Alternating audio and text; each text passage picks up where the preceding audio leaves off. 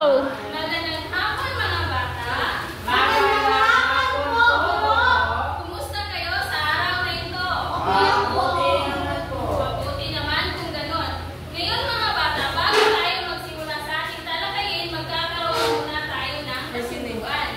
Ano ang inyong gagawin kapag nagsasalita ang inyong guro dito sa harapan? Yes, Joseph? Ang aming gagawin kapag ang aming guro ay nagsasalita sa harapan ay makinig po ng mabuti. Tama. Ano naman ang iyong gagawin kapag gusto niyong sumagot, Ryan? Taas lang po natin ang ating kamay kapag gusto natin sumagot kung meron tayong katanungan siguro. Tama. Ngayon mga kasinata, basahin ang ating kasunduan. Makinig ng mabuti! Itaas ang kamay kung gustong sumagot! Maaasahan ko ba yan mga bata hanggang sa katapusan ng ating aralin? Opo! Okay naman kung ganon. Handa na ba kayo sa una nating aktibidad? Opo! Okay, dahil handa na kayo,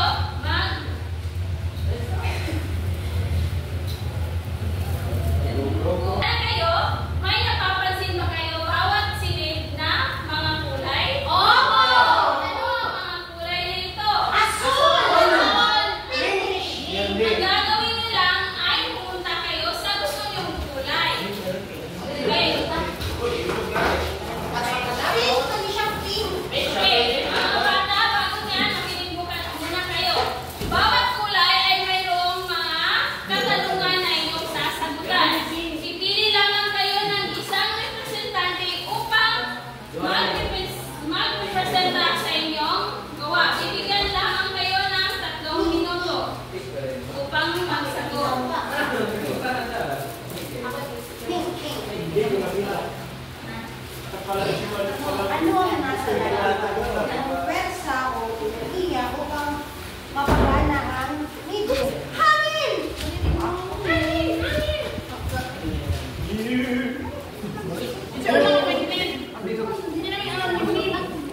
Hangin! Hangin ang nagbibigay sa ulo niya ay nasa larawan? Okay. Ang unang magre-representa ay ang pangkat B. Okay, pangkat blue. Umupo muna kayo. Asan ang ating pangutana?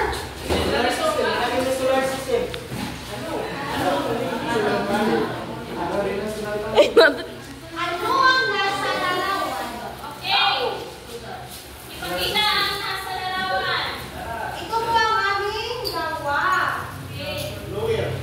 Ang tanong ko dito, Guro, ay ano ang nasa larawan? Anong pwersa o enerhiya upang mapapagana ang nido? Ano ang nasa larawan? Ano dito? Windmill. Tama, ito ay isang windmill. Tapos, ano ang enerhiya? Hangin! Upang mapagana ang windmill. Hangin, tama. Ang hangin ang ginagamit upang mapagana ang windmill. Okay, ang pangkat blue naman.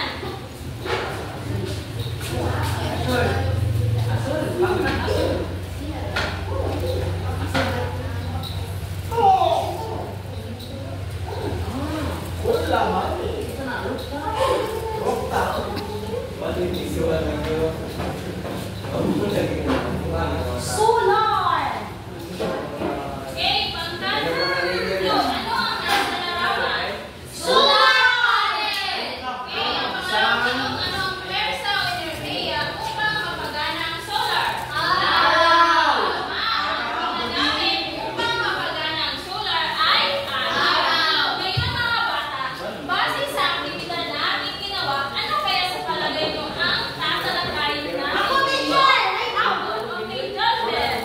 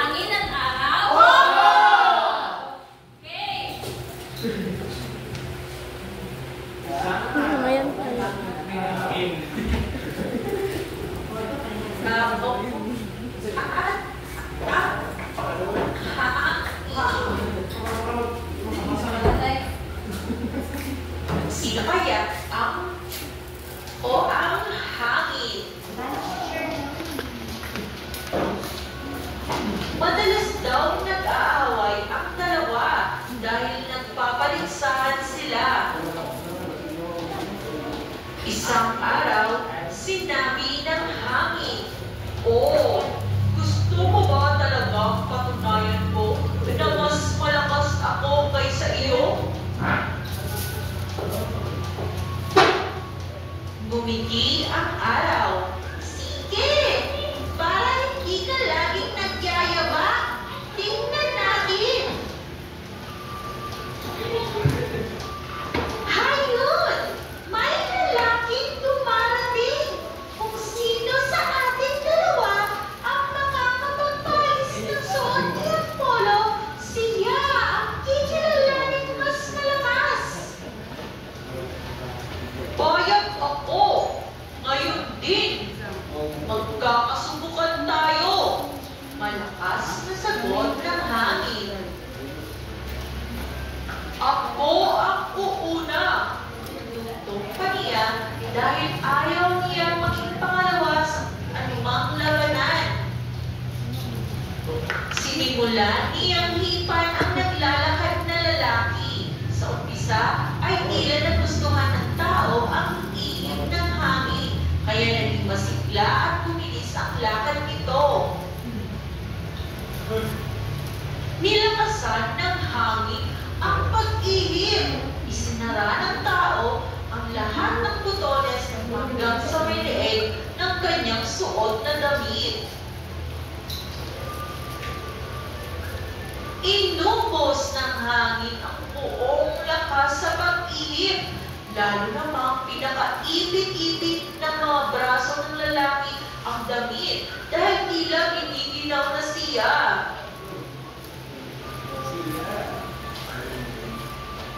Nang hina na ng katakot-takot ang hangin sa pag-ihip niya, ay talagang hindi niya makuhang mapaalis ang damit ng lalaki. "Sige!" sigaw niya sa araw. "Tingnan naman natin ang galing mo! Marahil hindi mo rin naman mapapahubad ang taong iyon."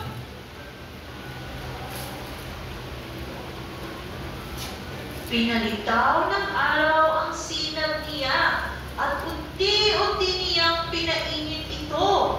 Tumulo ang pawis ng lalaki. Maya-maya, nang uminit pang lalo ang araw, hindi na nakatiis ang tao at tinanggal ng lahat ang mga butones ng damit at hinubad ito. Panalo ang araw! Mula noon, hindi na muli nagyabang ang hangin.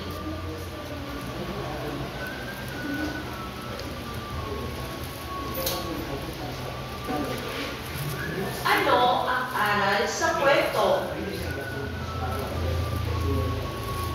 Tandaan, iwasan ang pagiging mayabang. Kadalasan ay wala itong mabuting na idudulot kaninuman. Mas mainam sa tao ang may tampang loob at hindi nagmamalaki. Higit siyang kapuri kaysa tao maraming sinasabi, ngunit kulang sa gawa at wala namang silbi. Okay, mga bata, naiintindihan niyo ba ang kwento? Opo! Okay, dahil naiintindihan niyo, may mga katanungan ako sa inyo. Ano ang pamagat ng kwento inyong narinig? Okay, Charmin? Ang pamagat ng kwento ay ang hangin at ang araw. Tama, ang pamagat ng kwento ay ang hangin at ang araw. Sino-sino ang mga tauhan sa kwento? Okay, Kristen? Ang tawag sa pinto ay sina yung lalaki, araw at hangin. Okay, ang lalaki, si hangin, at si araw. Sino ay ano kaya ang nangyari sa unang kwento? Okay, ninyo. Sa unang dito po, pero ay nagkayabangan ng dalawang magkakaibigan na sina araw at hangin. Okay. Ano ang kanilang ginawa upang matuklasan or malaman kung sino ang mas malakas sa kanilang dalawa?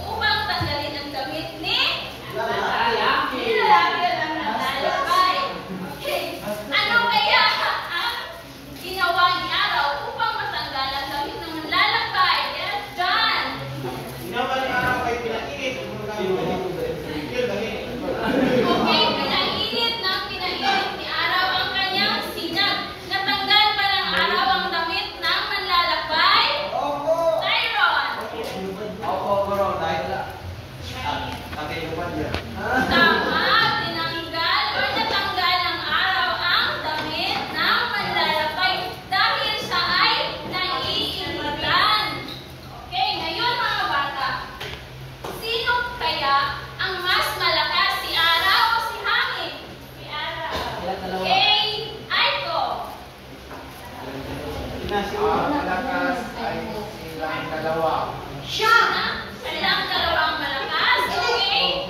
Pwede rin dahil malakas din naman si hangin. Okay, basta ito. Sino ang mas Ako, malakas? teacher! Okay, Jordan. Si araw po! Si araw, mas malakas si araw dahil natanggal niya ang damit ng malalakbay. Okay, ngayon mga bata, ano kaya ang aral sa kwento? Okay, Ryan. Huwag magmayabang. Kung wala kang ibubuga. Tama! Huwag magmayabang kung walang iba. Okay, ngayon mga bata, naiintindihan mo ba ang kwento? Opo! Wala na ba kayong katanungan? Wala na po! Okay, dahil wala na kayong katanungan, ako ang magtatanong sa inyo. Okay, ano ang aral na napulot niyo sa kwento? Okay, ninyo. Ang aral na napulot ko sa kwento ko ay huwag natin kumpara natin kaya sa iba sa magkakaiba tayo ng kaya. Okay, tama. Okay, ano pa? Sino pang gustong sumagot? Okay, Kristan. Huwag kumaral sa pinto ko, bro. Ako, teacher. Huwag mo na abutin ang hindi mo kaya abutin. Sabi ikaw ay maliit na lang. Dahil Ikaw ay ikaw lamang ay mapapahiya. Hindi sa ibang tao, hindi mapapahiya ka sa iyong sarili. Tama. Teacher! Joseph. Meron akong gamay pa. Ang sa kwento, siguro ay pwede natin maging mapagkumbaba sapagkat kapag ikaw po ay maging mapagkumbaba, marami ka po nagagawa at marami ka po rin natutunan. Okay, tama. Bibigyan natin ng masigapong palakpakan si Ninyo, Kristan at Joseph. Bakit kaya mahalaga ang pagiging mapagkumbaba at hindi maging mapagmataas? Okay, Carmen. Mahalaga ang kumbaba dahil kapag okay, tama. Bigyan natin si Carmen ng 5 bagsak. Okay, mga bat, dahil naiintindihan niyo na ang ating aralin, magkakaroon tayo ng gawain. Okay, papangkatin ko kayo sa dalawa. Dito ang unang pangkat at dito naman ang pangalawang pangkat. Narito ang panuto para sa unang pangkat. Okay, basahin ang sabay-sabay. Sa loob ng Instagram ay isulat sa kanyang bahagi ang katangiang meron si araw at sa kanyang bahagi naman ay isulat ang katangiang meron si hangin. Sa ibang bahagi naman ay isulat ang mga katangiang na meron si araw at hangin. Okay, sa pangalawang pangkat. Sa loob ng positibong negatibo chart, ang gawin ay sa positibong bahagi isulat ang epekto ng magiging mapagkumbaba at sa negatibong bahagi ay isulat niyo ang epekto na hindi magiging mapagkumbaba. Okay. Pagkatapos yan, pili kayo ng isang representante upang mag-representa ng inyong gawa. Bibigyan ko lamang kayo ng 3 minuto upang tapusin ang inyong gawa. Teacher, interpret teacher.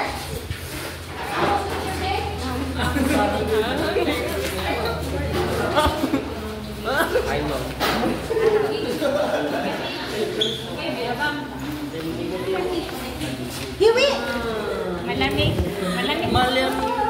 si hangin. Malamig! Malakas! Nagbabago! Dili ba yung presidensya? Dili sa araw, nagbabagang balik Dem, Pancha, mainit. Ano nagbabago? Malakas, magpadin. Nagbabago? Masilaw. Nagbabago. Maraming magalit sa iyo. Okay, mga Pareho bata. pati ng kalikasan. Sinaan yung huwag maingay. Kaniyong panahon. Parehong malakas ang Parehong may ambag.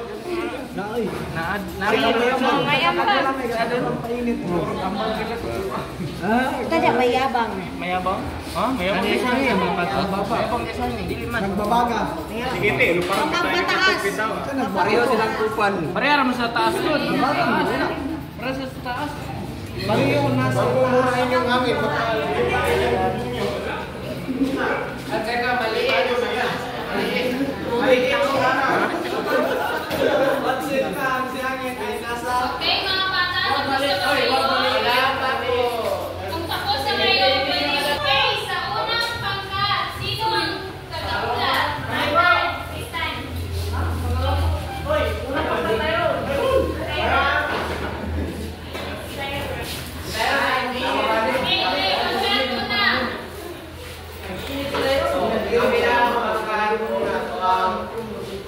Pagkakaiba ni araw kay hangin ay si araw ay mainit, malakas,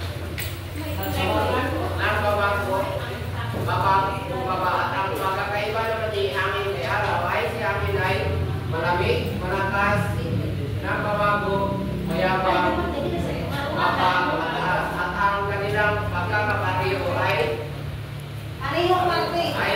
sila ay parehong parte ng kalikasan, parehong mayabang, parehong nasa mataas at ito. Okay, umpisa natin ang tagaw ng pangkat una.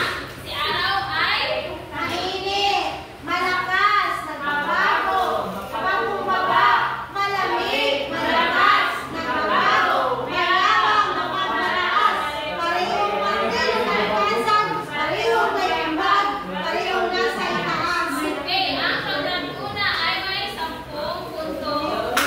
Okay, pangkat dalawa naman. Sino ang tagaulat?